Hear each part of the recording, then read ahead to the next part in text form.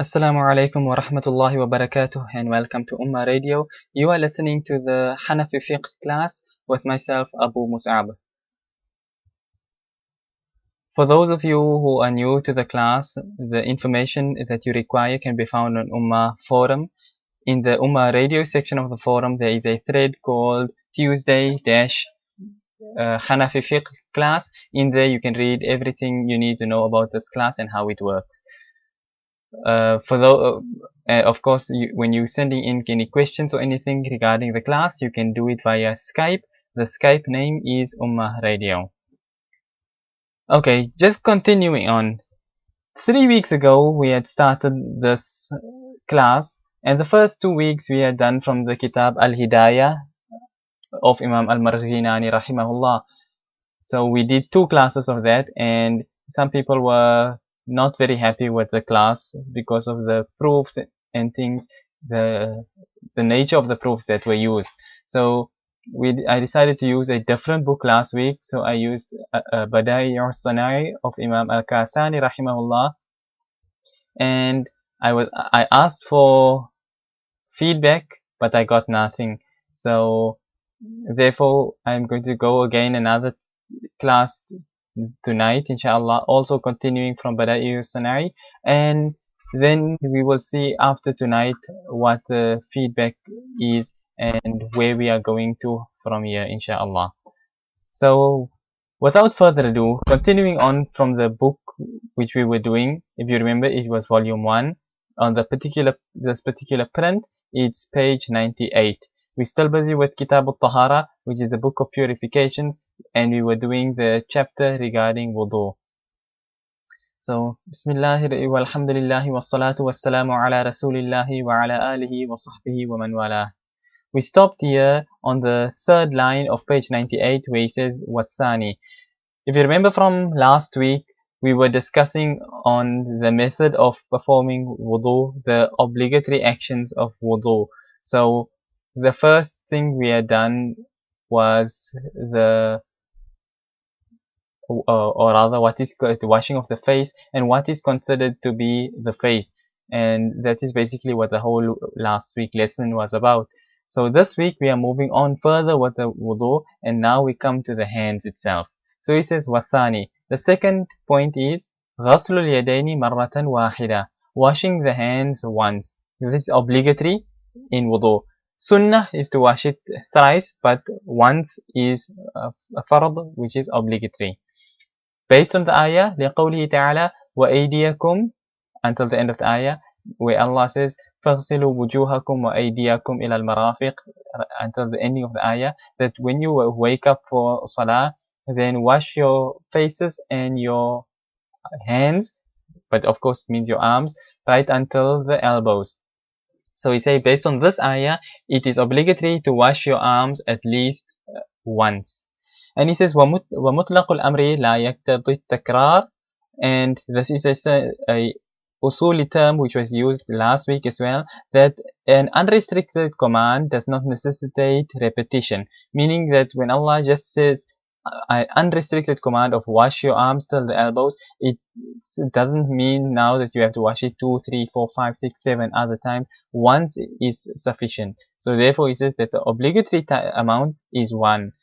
2 and 3 would be from the sunnah, but 1 is obligatory. And he says وَالْمِرْفَقَانِ يَدْخُلَانِ فِي الْغَسْلِ عِنْدَ أَصْحَابِنَا الثَّلَاثَةِ, and the elbows are included in the parts that has to be washed according to our 3 companions. The 3 companions that is being referred to is Imam Abu Hanifa rahimahullah, Imam Muhammad rahimahullah, and Imam Abu Yusuf rahimahullah. These 3 are known as this Ashabina Thalatha, our 3 companions. The reason why he mentioned that is because Imam Zufar rahimahullah, who is also from the Hanafi madhab, he holds a different opinion, and this is his opinion. He says وَعِنْدَ زُفَرَ لَا يَدْخُلَانِ. According to Imam Zufar rahimahullah, the elbows are not considered as being parts that have to be washed in wudu. And he says وَلَوْ قُطِعَتْ يَدُهُ مِنَ الْمِرْفَقِ يَجِبُ عَلَيْهِ غَسْلُ مَوْضِعِ الْقَطْعِ عِنْدَنَا خِلَافًا لَهُ. Now here is something separate. We say that if a person's hand was to be cut off from the elbow, then it would be obligatory upon him to wash the part where it was cut off, meaning this is just to prove that the elbow itself has to be washed according to us, while according to Imam Zufar, he would say no, that part does not need to be washed. We're talking now the stump of by the elbow itself. According to the Hanafi madhab, the fatwa itself, you would have to wash it. According to Imam Zufar, who holds a different view, he said you would not have to wash it. So now they go on to explain why Imam Zufar rahimahullah said this. وجه قوله, his viewpoint is أن الله تعالى جعل المرفق غاية, that Allah Ta'ala had made the elbow as an end point. فلا يدخل تحت ما جعلت له الغاية. So the end point doesn't enter underneath the amount that you have to do as well. Meaning that Allah said until the elbow, so it means till before the elbow and not till past the elbow. So it says كما لا يدخل الليل تحت الأمر بالصوم في قوله تعالى ثم أتم الصيام إلى الليل. In the same manner, like how during fasting you do not have to fast. When Allah said ثم أتم الصيام إلى الليل, then complete your fasting until the night. This until the night, he's using this as a proof, and he says in this case you don't have to fast right through the night. You fast and you break your fast as soon as the night enters. So in a like manner, this ayah is the same, that you stop just before your elbow and you don't wash your elbow. So this is the reasoning of Imam Zufar rahimahullah, why he held this opinion. But then he goes on, and now he moves on to what you would say is the fatwa of the Hanafi madhab, when he says walana, and according to us, we say أن الأمر ولنا أن الأمر تعلق بغسل اليد. According to us, the command is related to washing of the hand. I'm using the term hand here because yad literally means hand, but he says وَالْيَدُ اسم لهذه الجارحة من رؤوس الأصابع إلى الإبط. And the term yad is the name for this limb, which starts from the tips of the fingers right until the armpit. So your entire arm falls under the same meaning of this word yad. So technically, when Allah said وَأَيْدِيَكُمْ and wash your hands or your arms, then it would have necessitated washing your arm right up until the armpit. But because Allah continued and said وَأَيْدِيَكُمْ إِلَى الْمَرَافِقِ until the elbows, therefore for that reason we would stop by just after the elbows itself, including the elbows naturally, but stopping over there. So it says here ولولا ذكر المرفق لوجب غسل اليد كلها. Yeah, this is what he's saying, the same thing I said now, that if Allah had not mentioned the elbow in this ayah, then it would have been obligatory for you to wash your entire arm right up until the armpit. So he says فكان ذكر المرفق لإسقاط الحكم عما وراءه. So when Allah mentioned washing it until the elbow, this is now to put a cutting point, so anything above the elbow will not be needed to be washed. He says, continuing on to page 99, لا لمد الحكم إليه.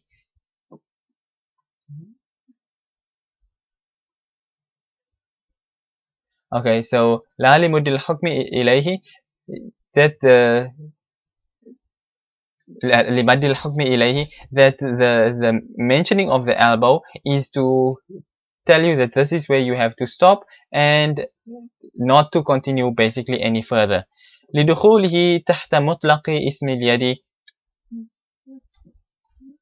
because of the unrestricted meaning of the word yad, which obviously includes elbow, arm, upper arm, right up until the armpit. So it was only restricted based on this ayah where Allah said until the elbow. So therefore we are cutting it off on that point there and not going any further. So he says فَيَكُونُ عَمَلًا بِاللَّفْظِ بِالْقَدْرِ الْمُمْكِنِ. So we act upon the linguistic meaning as far as possible. And as far as possible would mean to wash the elbow itself as well. So he says وَبِهِ تَبَيَّنَ أَنَّ الْمِرْفَقَ لَا يَصْلُحُ غَايَةً لِحُكْمٍ ثَبَتَ فِي الْيَدِ لِكَوْنِهِ بَعْضَ الْيَدِ بِخِلَافِ اللَّيْلِ فِي بَابِ الصَّوْمِ. He says, so from this you can see that it's not correct to say that the starting of the elbow is the ending point. because the elbow itself is considered to be part of the arm itself, and the arm itself has to be washed. So as far as possible, the arm must be washed. So when Allah said until the elbow, we will only restrict it to this point because Allah restricted it till there. I don't know if it's maybe a little bit difficult to understand, but to make it simple, he says that as far as possible, linguistically you're supposed to wash your entire arm, but Allah limited it by saying until the elbow. So what is more, washing the elbow or not washing the elbow? Washing the elbow, obviously. So therefore, acting upon both the ayah and on the linguistic meaning as well. Therefore, it is necessary for you to wash your elbow in wudu. That's basically the gist of what he is saying. So he continues on, بخلاف الليل في باب الصوم, contrary to the night in the bab of fasting, which is the dalil that Imam Zufar used, because the night is totally different from the day. It's not part of it, like the elbow is part of the arm. So he's basically rejecting the dalil that Imam Zufar rahimahullah had come out with. So then he continues on and he says, ألا ترى أنه لولا ذكر الليل لما اقتضى الأمر إلا وجوب صوم ساعة. Okay, now he's going off into the chapter of fasting again. That do you not see that if Allah did not mention ثم أتم الصيام إلى الليل, fast until the night, then it would have been as you can say, the unrestricted command would have made it obligatory for a person just simply to fast like a moment of the day. Because day and day, you could fast any little amount and call it to be fasting. But here Allah said until the night, because to show that the entire day has to be fasted. So basically, he's here now arguing and putting down the proof that Imam Zufar rahimahullah had come out with, why he said you don't have to wash the elbow. Anyway, he says, فكان ذكر الليل لمد الحكم إليه على أن الغايات منقسمة منها ما لا يدخل تحت ما ضربت له الغاية ومنها ما يدخل كمن قال رأيت فلانا من رأسه إلى قدمه وأكلت السمكة من رأسها إلى ذنبها دخل القدم والذنب. So here he says, all along linguistics, he says that the mentioning of the night is to show in this ayah ثم أتموا الصيام إلى الليل and fast until the night, is to show that the ruling of fasting reaches all the way until the start of the night. Now he says that ending points, because the dalil of Imam Zufar was to do with ending points. Does the ending point enter or not enter under the ruling? So he says that the ending points are of the different types.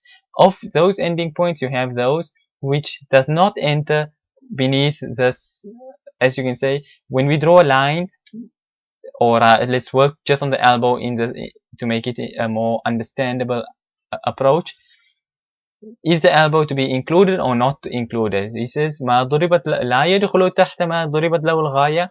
Amongst these limits is those that don't enter under the limited amount. So according in this view, this is not to do with the arm, it's just linguistics. But in any case, he's saying that the elbow in this case would not be considered as being part of what needs to be washed. And he says, of these ghayat, وَمِنْهَا مَا يَدْخُلُ, there are those that enter, and when we say until the elbow, we mean including the elbow. So he says, كَمَنْ قَالَ رَأَيْتُ فُلَانًا مِنْ رَأْسِهِ إِلَىٰ قَدَمِهِ. When he says, I saw so and so from his head until his foot, meaning that he saw the entire person. وَأَكَلْتُ السَّمَكَةَ مِنْ رَأْسِهَا إِلَىٰ ذَنْبِهَا, and I ate the fish from its head until its tail.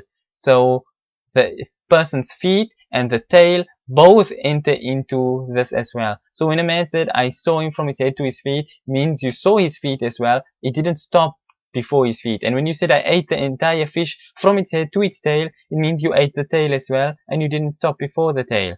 So again, like I say, it's just a lot of linguistics. Okay, then he says, فَإِنْ كَانَتْ هَذِهِ الْغَايَةُ مِنَ الْقِسْمِ الْأَوَّلِ لَا يَجِبُ غَسْلُهُمَا.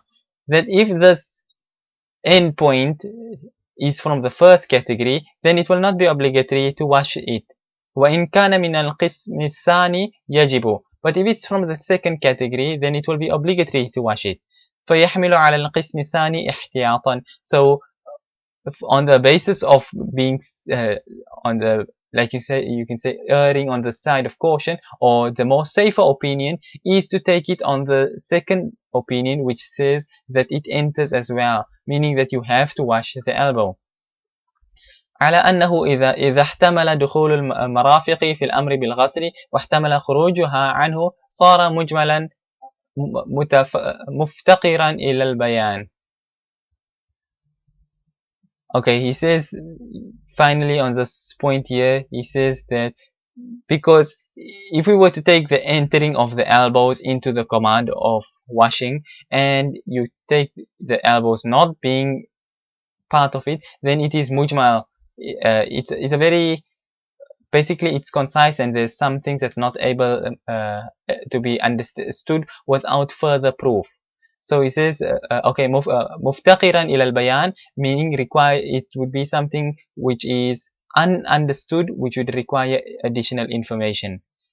So that continues now finally on till page 101, where he says, وقد روى جابر رضي الله عنه أن رسول الله صلى الله عليه وسلم كان إذا بلغ المرفقين في الوضوء أدار الماء عليهما، فكان فعله بيانا لمجمل الكتاب، والمجمل إذا التحق به البيان يصير مفسرا من الأصل. You see, basically everything which he mentioned previously is not a very strong dalil, especially now in today's time, where people, as I say, we want Quran and Sunnah, we don't want anything else of the sort. So although it's a dalil and everything, but it's not as strong as just the proof which he brought here now. He said that Hazrat Jabir radiallahu anhu, he reported that when Rasulullah sallallahu alayhi wasallam used to reach his elbows in wudu, he would let the water flow over them. So here we see the action of Rasulullah sallallahu alayhi wasallam itself. This tells us how much of the arm we should wash, whether we should wash the elbows or not. So our dalil, which you can say is a much more powerful dalil, is that Rasulullah sallallahu alaihi wasallam washed his elbows. So therefore, it is necessary for you to wash your elbows as well in wudu. Then he had said here, فَكَانَ فِعْلُهُ بَيَانًا لِمُجْمَلِ الْكِتَابِ. So what he mentioned earlier about the ayah being mujmal, because it can include the elbows or it cannot be the elbows. It's possible both ways. So it's mujmal and it requires further information. So he says that this action of Rasulullah sallallahu alaihi wasallam is an explanation for this confusing ayah as to whether it includes the elbow or not. So, and he says, and this mujmal ayah, when a additional explanation is attached to it, then that is considered to be an explanation of the original ayah. So this action of Rasulullah sallallahu alaihi wasallam is considered to be the tafsir of this ayah as to how you should wash your arms in wudu, meaning that you have to wash your elbows as well. So that is to do with the washing of the arms in wudu.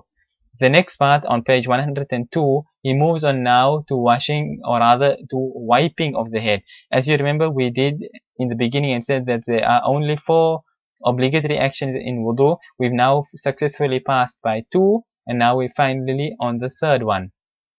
So he says, وَالثالث مسح الرأس مرة واحدة من قوله تعالى وامسحوا برؤوسكم والأمر المطلق بالفعل لا يجب التكرار. Same thing as was mentioned in the previous times. He says the 3rd obligatory action is wiping the head once, based on the ayah وَامْسَحُوا بِرُؤُوسِكُمْ, and wipe your heads. And he says again, an unrestricted command with an action, it does not necessitate repetition. So therefore, it is obligatory for you to wipe your head simply one time in wudu, in order for your wudu to be valid. So he says, واختلف في المقدار المفروض مسحه ذكره في الأصل وقدره ب3 أصابع اليد. And this difference of opinion on the obligatory amount that has to be wiped. It's been mentioned in Al-Asl, and Al-Asl, as I mentioned last time, is the kitab of Imam Muhammad al-Shaybani rahimahullah. So in that kitab it has been mentioned that the amount is 3 fingers of the hand. Then he says, وروى الحسن عن أبي حنيفة أنه قدره بالربع وهو قول زفر وذكر الكرخي والطحاوي عن أصحابنا مقدار الناصية. So within the Hanafi madhab, you see many a times that there exist a number of different opinions. All of this ones, Imam Abu Hanifa, Imam Zufar, Imam Hassan, Imam Karhi, Imam Muhammad, Imam Abu Yusuf, all of them are Hanafi ulama, and they have differing opinions on many things. But normally you will find that there is one view that the fatwa is upon, and the other simply exists as opinions within the madhab itself. Many a times some opinions are not even, as you can say, accepted as being a valid opinion within the madhab, but it's simply recorded in the books of fiqh because it was just the opinion of one of the ai. So in any case, Imam Muhammad rahimahullah, he mentioned that the amount that you have to obligatory wipe in wudu is 3 fingers. Like if you took 3 fingers and you put it on your head from where your hairline starts, then that is what is obligatory for you to wipe. You don't have to wipe your entire head. This is Imam Muhammad. Then Imam Hassan, also a Hanafi, he reports from Imam Abu Hanifa rahimahullah, who said that it is a quarter of the head. So 3 fingers is the one length. The next one, Imam Abu Hanifa, he says a quarter of the head. And وَهُوَ قَوْلُ Zufar, it's also the view of Imam Zufar rahimahullah.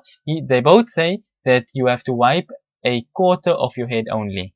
وذكر الكرخي والطحاوي عن أصحابنا. Imam Karhi and Imam Tahawi rahimahumullah, they narrate from our companions, meaning from the ulama of the Hanafi madhab, مقدار الناصية, the amount of the forelock. This is what we mentioned in the previous class as well, that the fatwa is upon this view that it is the مقدار الناصية, the amount of the forelock, which basically, and the miqdar al-nasiya is translated as being a quarter of the head. So you can say quarter of the head or the amount of the forelock, the two are synonyms of one another.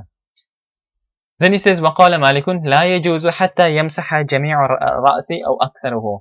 Imam Malik rahimahullah, he says that it is not permissible except that a person wipes his entire head or at least most of it. So according to Imam Malik rahimahullah himself, he says that it is obligatory in wudu that you wipe at a minimum of most of your head. You know, I explained also what is most of your head. If we take your head as being 50 in the center, then you have to wipe but over 50%, and that would be considered as being most, or rather more. But okay, it is regarded as most, but as far as possible, according to Imam Malik himself, he says you should actually wipe your entire head. But like I mentioned at another stage, whether this is the actual fatwa of the Maliki madhab itself or not is a different story. So too with the views mentioned in here about the Shafi'i and the Hanbali madhab, the opinions and the fatwa of the madhahib themselves may differ from the 1 or 2 views which are reported in this book. So in any case, that is what Imam Malik rahimahullah has said. Then he says, وقال الشافعي رحمه الله إذا مسح ما يسمى مسحا يجوز وإن كان 3 شعرات.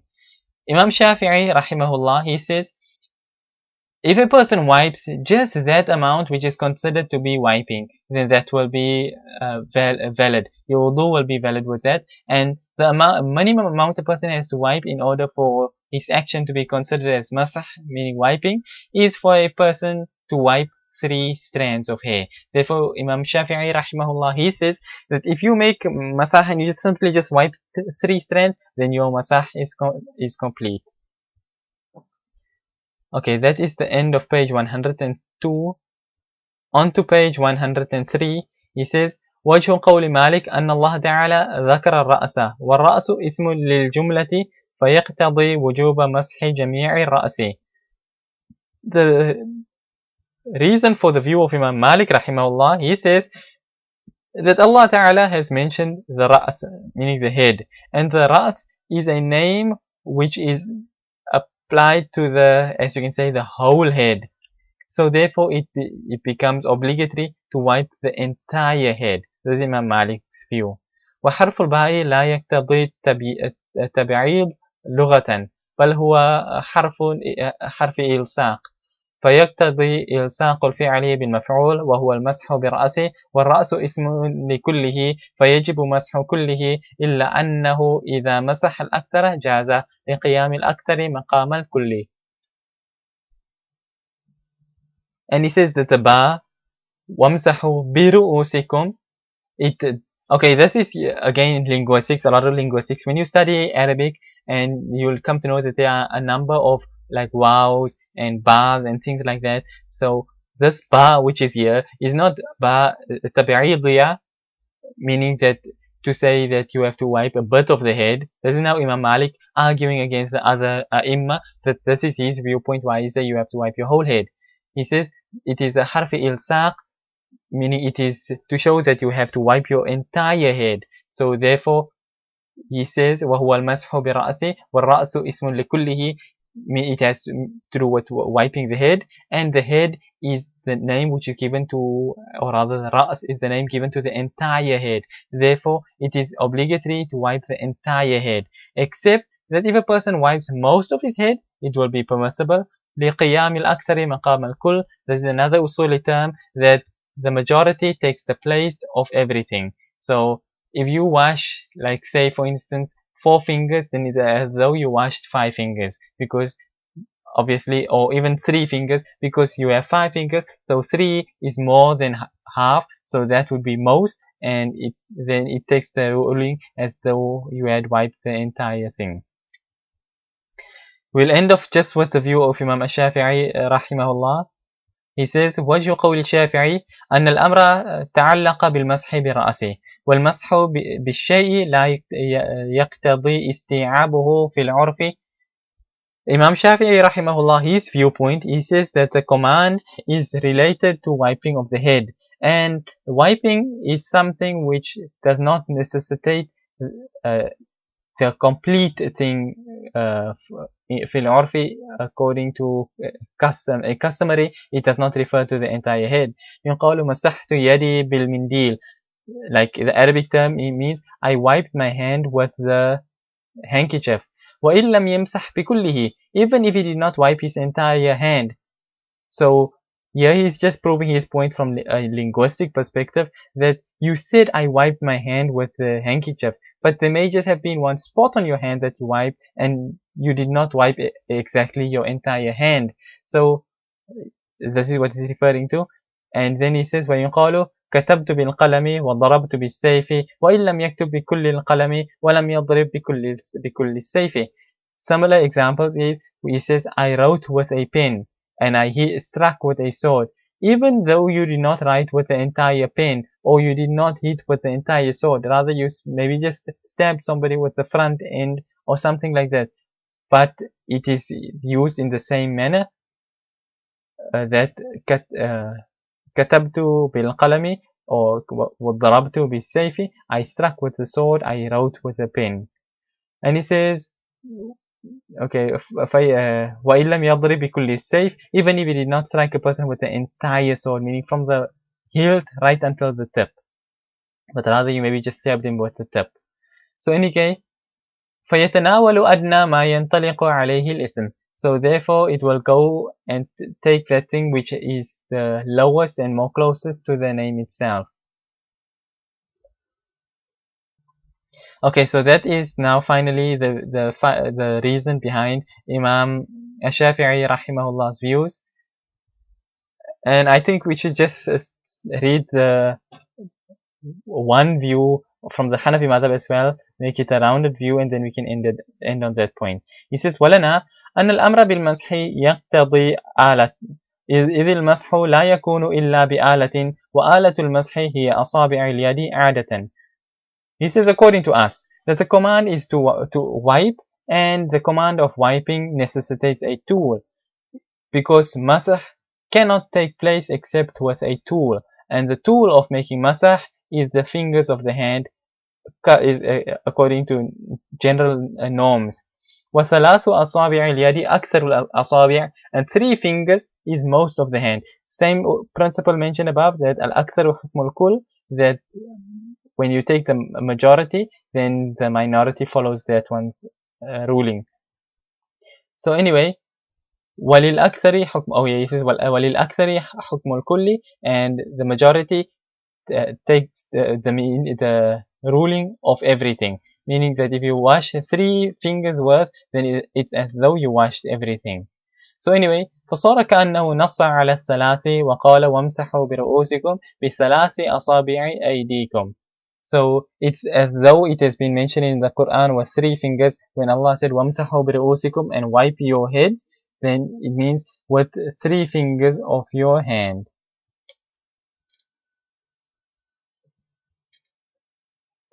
Wallahu a'lam.